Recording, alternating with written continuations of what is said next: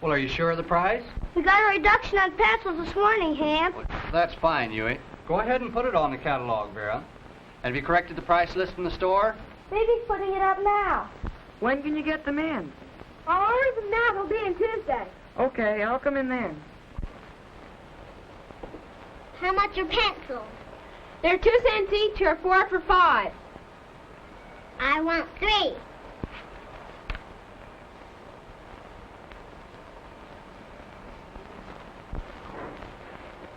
That will be 6 cents. But they're 4 for 5. I still want 3. All right.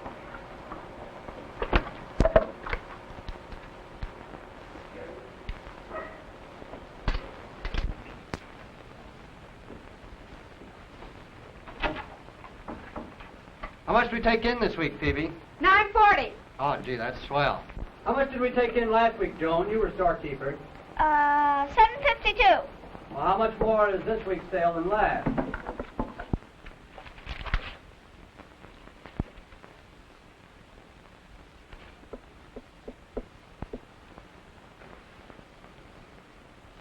Jimmy! $1.88.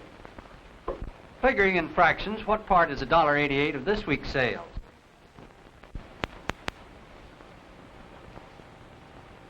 And? 3/8.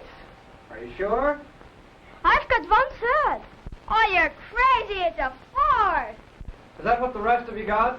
Yep. Yes. Here. Considering our profit at 10%, how much did we net this week? I think you two need some more work questions. I know, but I don't see why it should be this way. Well, it always has been. What's the matter, Marco? Can't you get it? Sure. 68 is 10%. But I don't see why it's 10%. But it's always 10% in the stores. Oh, no, Richard. Some stores make as high as 70%, don't they, Ham? Well, the rate of profit varies in different kinds of stores. There is no set rule about it. Then what would stores like ours make? I've got an idea, Marco. Let's go down to the village after school and find out. That's swell, Phoebe. We'd all be interested in that. Would you make a report on it? Okay. I think the rest of us better hurry up and finish our arithmetic. Our time's almost gone.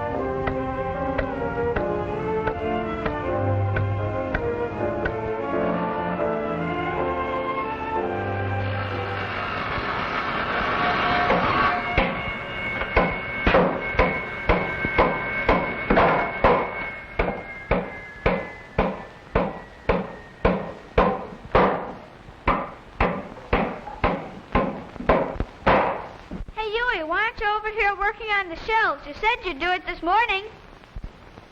Why can't Marco do it? I gotta get this thing finished for my mother's birthday. Marco said he'd do it tomorrow. I'll do it for you, Huey, if you clean up shop for me. Okay.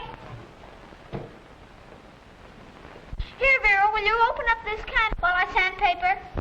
Okay.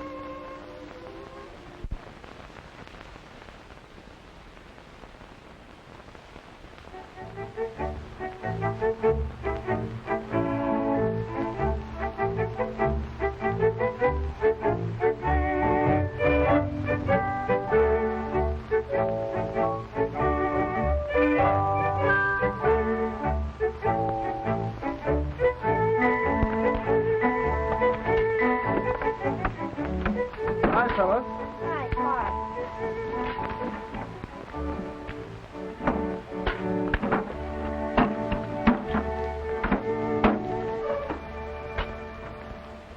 What are you two doing down here? I thought we were digging the trench today. We gotta fill this place in. Why? Well, you see, if we don't, the water will wash away all the dirt. The little kid's platform will fall in. Well, what do I do? Oh, you better go up and ask the grounds committee.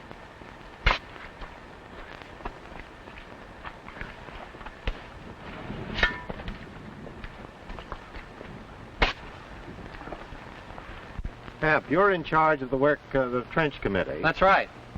I'll supervise the job down there by the children's play platform. Roddy, you're in charge of the brush. Okay, Dad. All right, get started. Where do I work? Supposing you work on the trench. Over with Alice, down there. How long do you think it will take us to divert the street? Oh, only a few days now that the parents are giving their free time and we're all working together. I have to know exactly so I can arrange to have the rest of the tile here. Oh, I see. Well, how many feet of trench have to be dug? 24 feet, I think it is.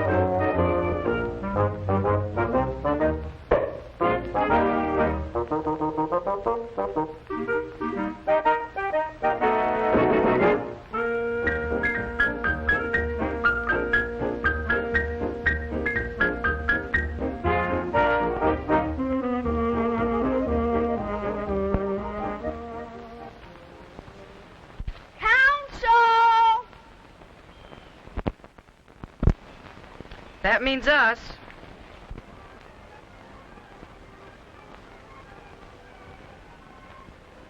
Waiters!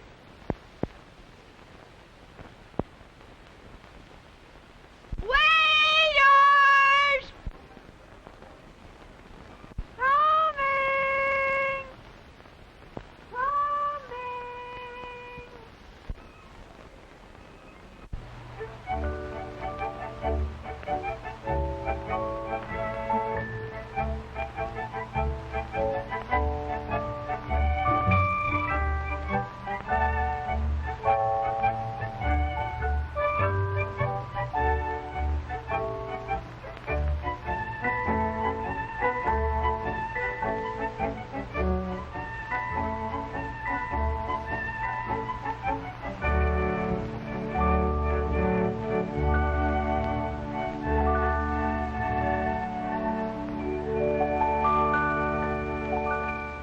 Well, we finally got the tile blade.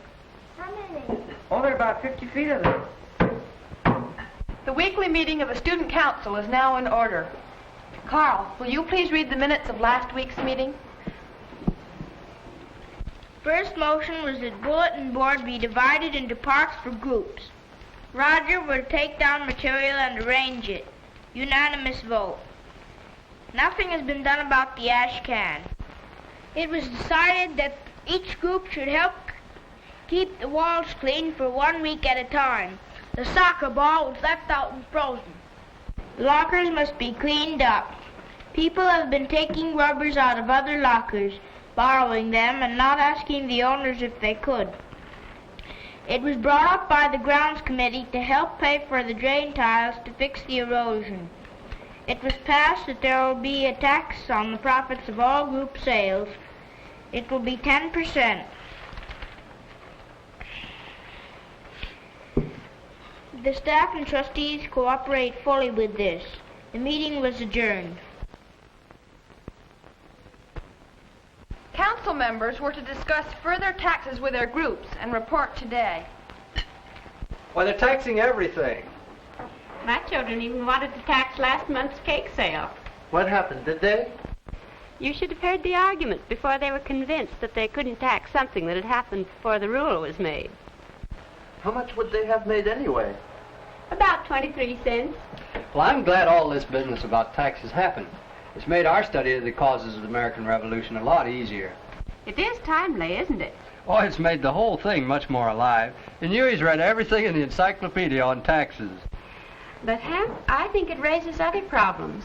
I have it from the children that they're going to tax Joel's newspaper.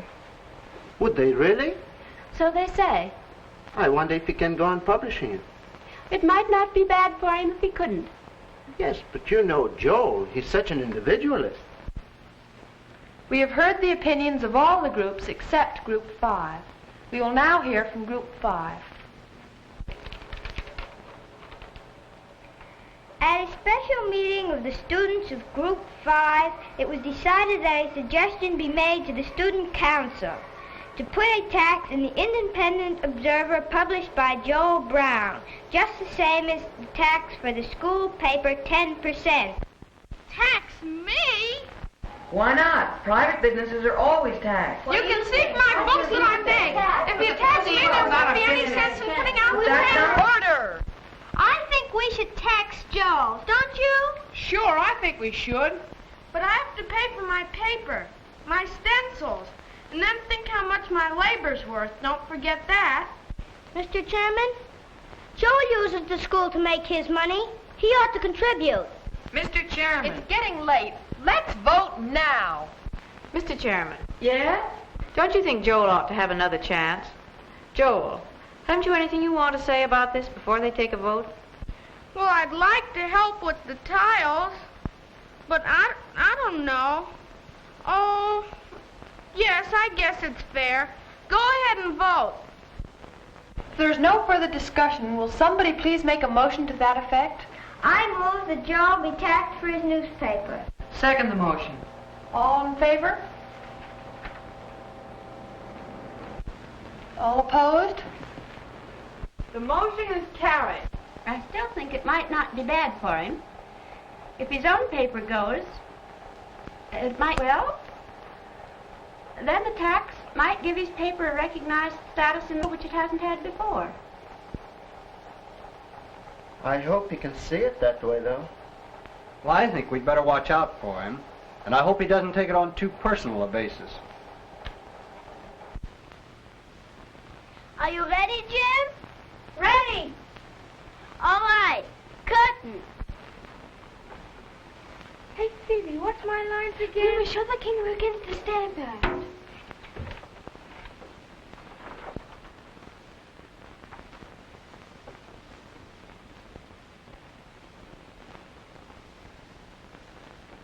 We won't pay the stamp tax. Didn't ask our permission. We'll invent another kind. Parliament must repeal it. We must show the king we are against the stamp act. We must all act at once. The king must repeal it. The king must repeal it. The king must repeal it. The king must repeal it. The king must repeal it. The king must repeal it. That's lots better. We'll do the final scene later. You kids better get busy on your properties if you want to be ready for dress rehearsal. Hey, Fee, will you get me that book with the Declaration of Independence in it? I want to finish that poster. Where is it? Well, you had it last. Oh, here it is in my desk.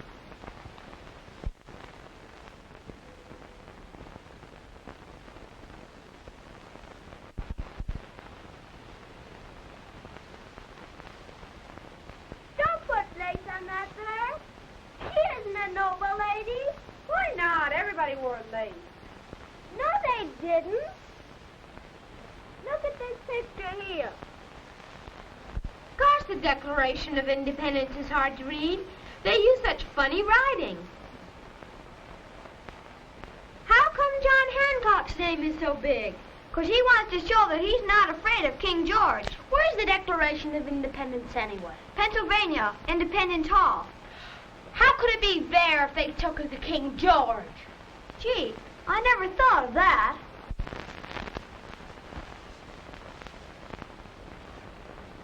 Why do the communists get so from taxes? We have taxes today. Yes, none of our people were there when Parliament passed the taxes. Well, why is that any worse than the way we tax Joel? Same thing. No, it isn't. We didn't tax Joel. We taxed her. And besides, we didn't tax it any more than we taxed the school paper. Isn't that right, Ham? Yes, that's right, Huey. Joel was given a chance to vote in the discussion, and members of his group were there. And you know that we elected 2 of our group to represent us in council. But that was one of the main reasons for the colonies objecting to the taxes levied by Parliament. There was no one there to represent them. Then were taxes the main reason of the revolution? Well, not the only one. The merchants started a boycott against English goods. And after it was successful, it was the people themselves who wanted independence. One of their most active organizations was the Sons of Liberty. And Sam Adams, shortly after the Boston Massacre and the calling of the First Continental Congress, formed committees of correspondence. Oh, it's Friday, election. Marco Salmon, you should be waiter. I don't want to be elected. Let Jimmy be. No, Jimmy. Jimmy did it last week. Let Jimmy be storekeeper. I want to be elected. All right. Marco, you take over.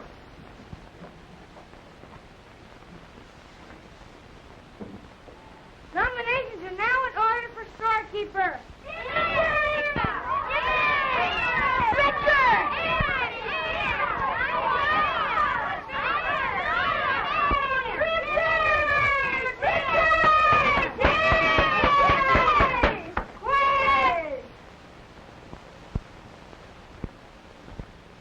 Now let's have them. And she makes nice displays in the store. Jimmy, he makes good reports. Joan! Joan can't be. She was store clerk last week. Roger, he hasn't had a turn in a long time. He's too slow in making change. How do you think he's ever going to get better if he doesn't have his turn? Well, don't you think everybody ought to have a chance? That's right, Imp. Walter ought to have a turn. Okay, Huey? Okay.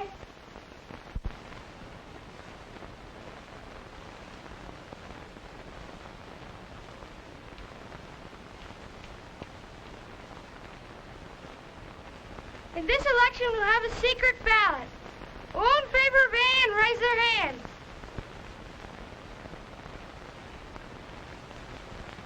All in favor of Jimmy.